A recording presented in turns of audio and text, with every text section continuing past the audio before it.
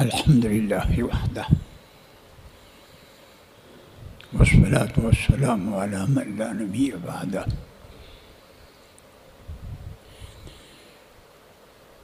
أما بعد فرضينا بالله ربا وبالإسلام دينا وبمحمد صلى الله عليه وسلم نبيا. أما بعد فأعوذ بالله من الشيطان الرجيم. بسم الله الرحمن الرحيم.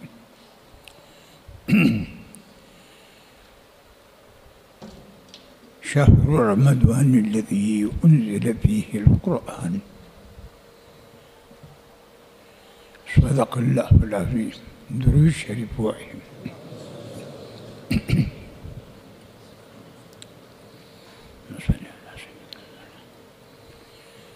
اللهم صل على سيدنا وعلى آل سيدنا.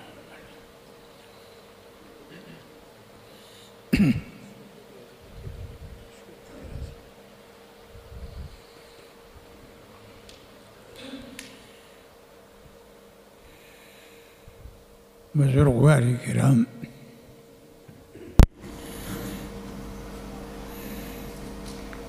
رمضان مبارک.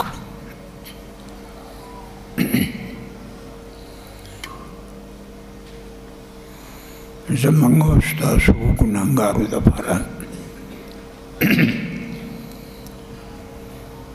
اللہ دا رمضان با کال کی مقرر کری دی چی منگو تاسو گناہگارو دا گناہ ماف کی. اللہ دا بندگانو دی بخنو تا چخپل بندگانو اوبا دی بخلو لے سبانی جوڑی.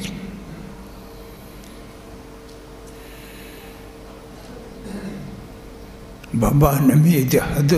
بابا نمی دحد خود پاک شے پبانو ورگئی او پا قیمتونی نورگئی. پا دنیا باندی اللہ پاک پا قیمتونو شے نورگئی پا بانے ورگئی. دی خپل مخلوقو د بخل د پارا سبانه جوړی.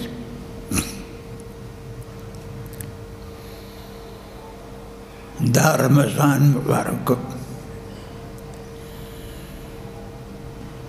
یو عظیم د برکت میاشته د شپې او د ورځې. د شپې به په دې کې قرآن عظیم مبارک واورئ په تراوو کې. د ورځې به د قرآن عظیم مبارک تلاوت کوي. امام اعظم رحمت الله علیه مبارک یو ختم خلکو ته تراوو کې کو. یو ختم او باقی با امام اعظم چستا آقا دی د مذہب او لوی شخصیت تیر شوی دی. نو یو ختم بے پتراوو کی کو او شپی ختمونه بے یو د ورځې یو د شپې په رمضان کې کو. ما تاسو کړی دي ته د څه شی پته مای تا د الله د دین لپاره څه کړي دي. ته ماته د ووایه څه مدرسه دې جوړه کړې ده، چېرته څه کتابونه دي طالبانو لپاره اخیستي دي؟ نه. چېرته مخبرې ته دې ځمکه ورکړې ده؟ نه. نو آخر ستا د بخښنې دپاره به څه بانه وي؟ بعضې پکې لا داسې دي چې د دې لوی دولت نه چې قرآن عظیم دی د هغې نه محروم دی، قرآن شریف یې نه ویلی. لیکن دا قانون دی چې چا قرآن شریف په ناظره نی ویلي که نه د هغه تکبر دا ځمکه څه کوي چې اسمان هم نشي وړی په داسې سړي کې تکبر ډېر زیات دی دا موږ ته په تجربه معلومه ده دا تجربه یو بېل شی دی منطقي ټکی دی تجربه څه ته وایي تکرار د مشاهدې د مسبب د خپل سبب عادله نو داسې سړي کې قانون دا دی چې تکبر ډېر زیات دی چې دغه روژې ماف کولی نشي ختم که په ختم کې ولاړ دیم نشي ماف کولی تکبر خو ډېر دروند دی دا کفر د څه نه پیدا شوی دی تکبر نه کفر نه و کفر پیدا شوی دی د تکبر چې شیطان آدم علیه السلام ته سجده ونه لګوله نو کفر د هغې نه پیدا شو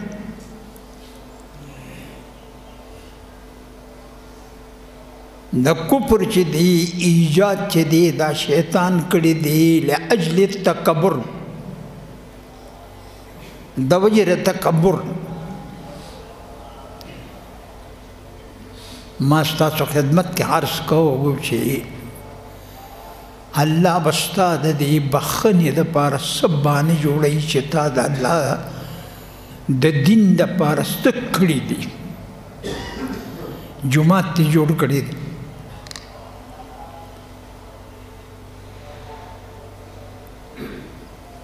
نو باس نو الله مارته وی چې خدای پاک په معمولی بانو الله شی ورکوي ته د الله د دین دپاره څه وکړه تا یو خپل لور یا زوی د الله د دین دپاره وقف کړی دی چې د باندې نور څه نه کومه د باندې به د دین کار کومه او د الله د دین مسلې به یادوي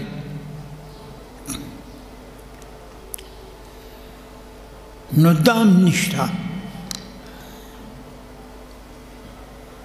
تا یو زوی یا یو لور د رمضان یو دوه ورځې مخکې تېري یو سړی و عالم دی دا هغه لور او زوی دواړو لور یې پېغله وه زوی یې زلمی دی قرآن شریف یې په یادو یاد کړی و هغه ما هلته کې بیان مو کو خلکو لس منټه کو ما تقریبا یوه ګنټه وکړو بیا هغوی راته وایي چې نور مو کومې بس زه ستړی شوم هغه هلک وویل جنۍ له مې 1000 روپۍ انعام ورکړو چې تاسو د الله کتاب یاد کو لاول قرآن شریف یادو امام غزالی وی نور خبرې پرېږده لاول قرآن شریف یاد کا بیا د قرآن شریف په معنا ځان پوه کا او د هغې نه وروستو بیا نور علم که کې که ټیمي نو وکړه او که ټیم نی نو دقه علم دی ډېر دی چې قرآن شریف دی اووي او هغه د هغې ترجمه دې یاده کړه په احکامو دې ځان پوه کړه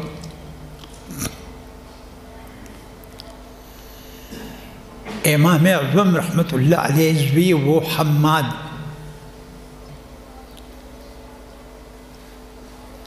هغه چې دی استاد ورته په جومات کې قرآن شریف مبارک شروع کړو بسم الله الرحمن الرحیم زه دې مرګرو ته وایم غرني زوی د بانو شروع دي جامعان ورته بی وي او لفظ او صحیح چې دی با دی قرآن شریف مبارک د بان شروع دی پسین ختم دی والناس دواړه چې جمع کې بس د بس معنا دا حسبو د حسبو معنا دا حسبك عن الكونين ما أعطيتك بين الحرفين اے مسلمانا ما چې د دې دوه حرفو په مابین کې چې باو سین دې صدر کړو دا تا د پر د دنیا او د آخرت د دواړو بادشاہي نه پورته ده دې دوه حرفو په منځ کې مې چې صدر کړو بس دقه د کافي دي نو د شپې به په رمضان کې قرآن شریف ته غوږ کېږدي حرمینو شریفینو کې دا قانون دی چې ختم په دغه کې هم کوي تراوو کې هم کوي بیا په نفلو کې هم کوي نو قرآن شریف مبارک انزل فيه القرآن دا د برکت میاشت ده پیغمبر علیہ السلام مبارک صحابه ته وی احضر المنبر علاوه ما ته منبر حاضر کړ منبر کې دې شلي دلی د نبی علیہ السلام په جمعات کې پورته دې لکه سي درې پوړې او مخ منبر دې کوم چې د رسول الله او د غز نه جوړ دی او غز د غابي مقام دی غابه چې دی مدینه منوره کې شام طرف ته ځنګل دی مونږ ته ډېر تلي ورته نبی علیہ السلام بھی منبر راوړی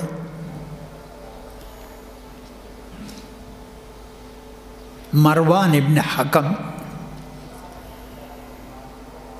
دی د مدینې منورې گورنرو د معاویه صاحب د طرفه معاویه صاحب په شام کې نو مروان ته وی یاره داسې کار وکړه چې دا د رسول الله منبر دی دقلته مدینه طیبه کې دا منبر پس چل دلته راوړه چې دا برکت موږ ته راشي بس مروان حکم مروان ابن حکم صحابي نه دی تابعي دی څه زیاتې هم دي شوی دی اهل بیتو سره زما سره ډېره برابره جوړه نه ده د اهل بیتو سره ډېر لوی ظلم کړی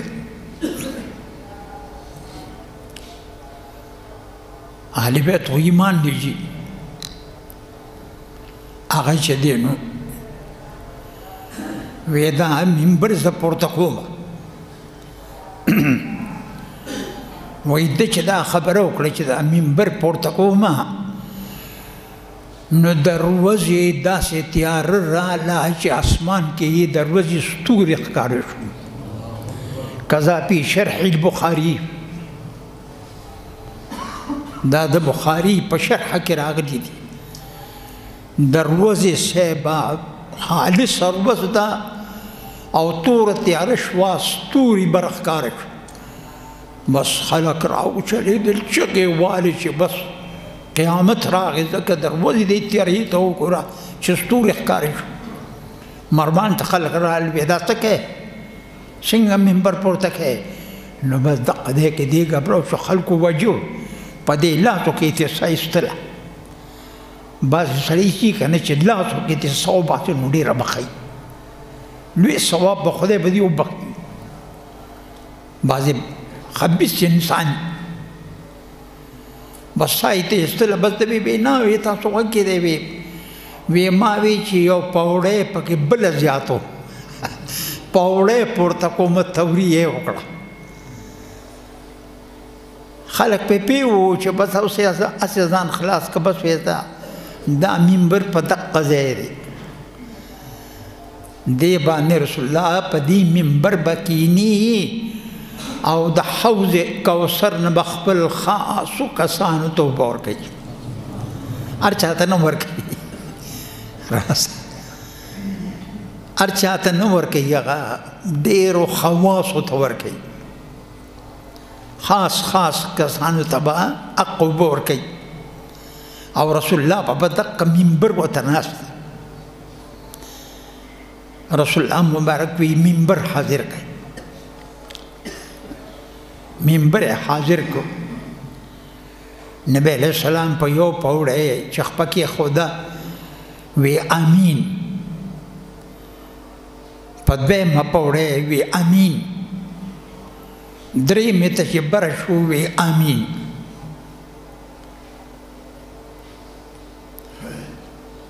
بیا رسول الله مبارک چې کوم مقصد و هغه وشو صحابه ورته وی چې حضرت نن موږ ته نه داسې څه واورېدل چې دا موږ مخکې تا نه اورېدلي وی څنګه وی تاسو درې کرتې امین وکړو د خدای او د رسول خبرې خدای حکمت ته ډکي وی او وی جبریل علیہ السلام مبارک راغی چې ما په اوله پوړی باندې خپه کېښوده جبریل علیہ السلام راغی چې هغه انسان د خدای تباه کړي چې په هغه باندې رمضان راشي او په دې کې دی رمضان کې دی داسې څه ونه کړي چې خدای یې وبخي وی ما وی چې آمین خدای دې تباه کړي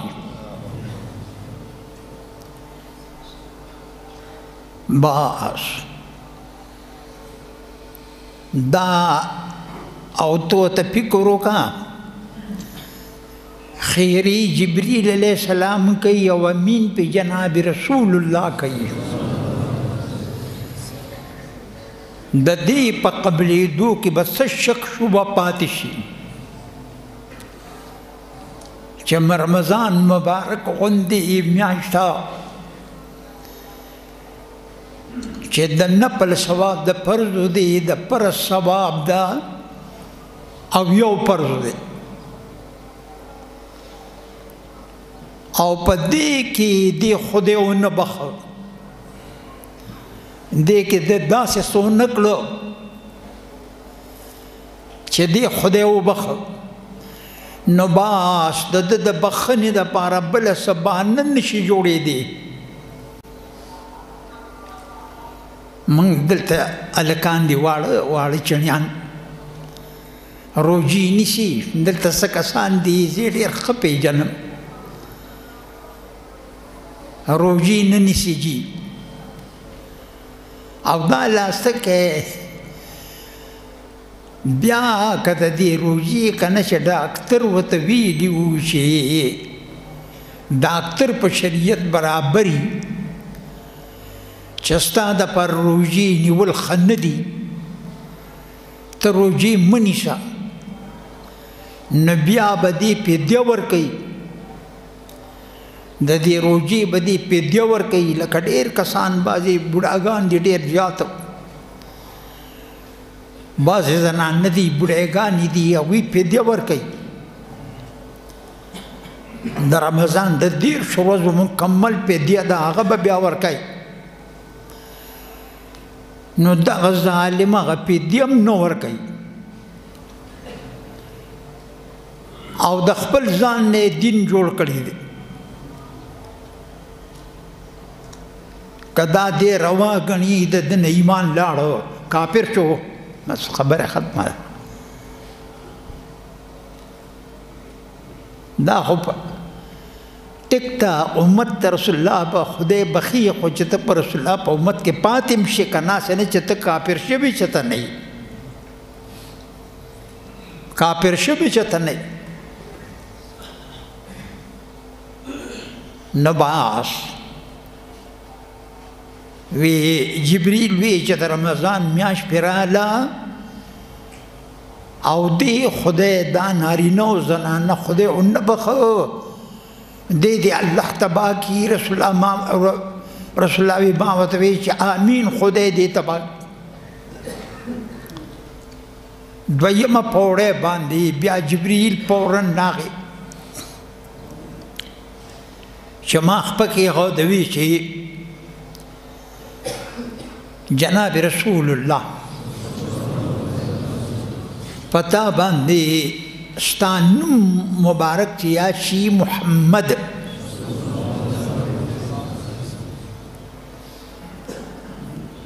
محمد مبارک پدې محمد کې لوی دننه خبر پرته ده خو مناطق او علماء نه تپوس کوه هر څوک پې نه پوهېږي یو لطیفه به هسې پکې ووایم څه منطقي غوندې نه ده د رسول الله مبارک داسې نوم دی چې دوه کرتې ښکل نه کړي نو نیشي اخیستی محمد میم حرف شفوي دی او بیا په منځو کې دی د رسول الله نوم به علی ته علی چې دوه کرتې ښکل کړي داسې نوم دی چې ستا دا نوم یاد شو او پتا یې درود نه وی موږ فورن وایو محمد صلی الله علیه وسلم صلی الله علیه وسلم او پتا یې درود نه وی نو دقه سړی د خدای تباہ و برباد کی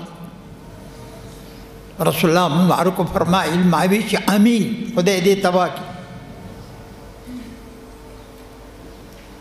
او دریم منبر باندې چې ما په درې مپوړې باندې خپکې خدا جبريل لاغي بیا دی خو بس په ان کې زیو راځي په ان کې وی فرمایل چې هغه سړی د خدای هغه نارینه او زنانه د خدای تباہ کی چې مور پلار دواړه یا یوازې مور یا یوازې پلار د په جون کې مور او پلار یو یا دواړه یا یو او د مور او پلار دا نارینه دا هلک او دا جینۍ جنت ته داخل نه کړل الله دې تباہ کی ما وی چې امین مور او پلار خو بس خبر ختمه چې دغه مور او پلار به تا جنت ته مور او دا جنت چې دی دوزخ دواړه د مور او پلار د قدمونو د لاندې دي که خدمت وکړو بس او دی که دې ونه که تباهي مور او پلار پسې به ټول عمر چې مړه شي خیرات به ورپسې کوي خیراتونه ورپسې کوه حجونه والا خلکو کړي دي مور او پلار دپاره چې مړه یې عمرې والا کړي دي نو چې دقه د رمضان مبارک میاشت دا په دراله هغه سبب د بخښنې نه شو د ده د بخښنې دروازه بنده ابو زید قرطبی مبارک یو محدث کبیر د زمانې تیر شوی دی هغه وی شعر یو وارې ما یو ځای کې دا حدیث ولیده چې څوک لا اله الا الله لا اله الا الله اپا سلم در محمد رسول الله صلی الله علیه وسلم دا بیا زره کرتی وی نو دا سبب دا نصاب سبب دا بقنی لی ابو زید قرطبی وی چې دا حدیث ما بے سند غند ذکر خو بیا ما وی چې حدیث دی رسول الله ته نسبت شوی دی نو ما یو نصاب دا 1,000 د خپل ځان بخښنې لپاره ووي. دویم زما ټبر مړو د هغې دپاره مې ووي او نور مې ځان سره ډېر نصابونه برابر کړو. هغه مې ځان سره وساتل. ابو زید قرطبي رحمه الله وایي چې زموږ په خوا کې یو هلک او خلکو به وي چې دا هلک چې دی د تکشف کیږي د جنت او د دوزخ نه. الله اکبر.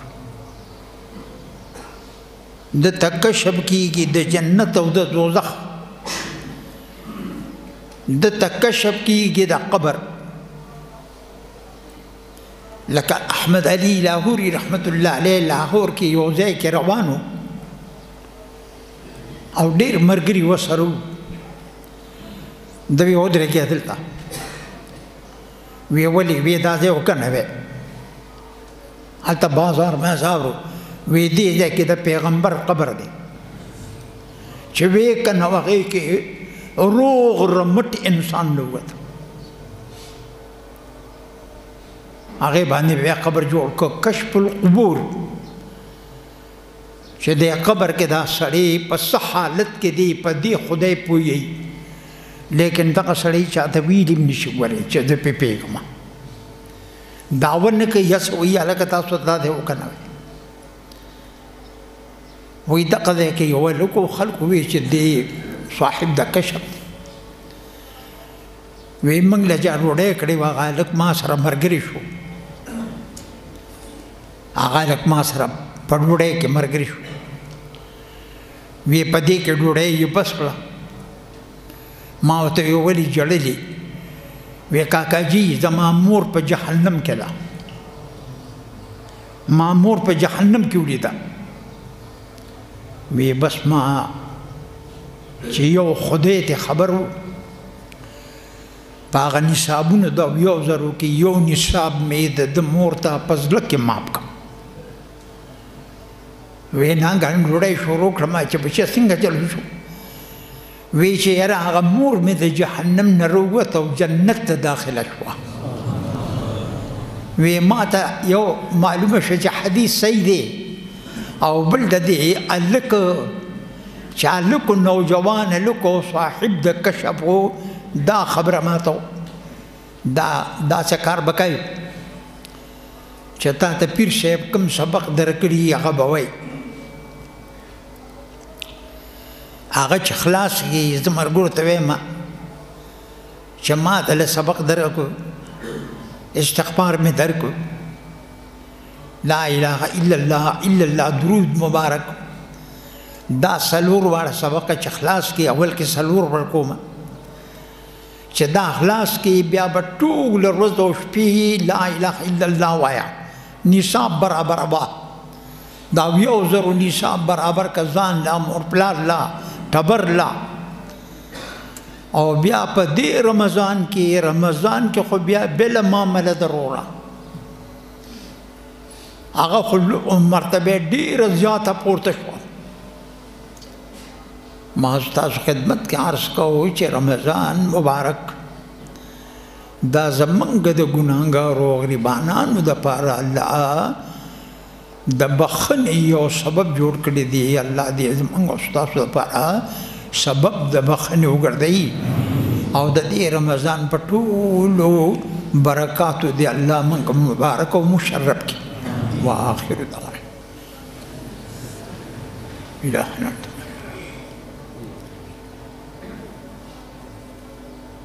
صلی اللہ علیہ وسلم. سنت کا بھی اہتمام سکتا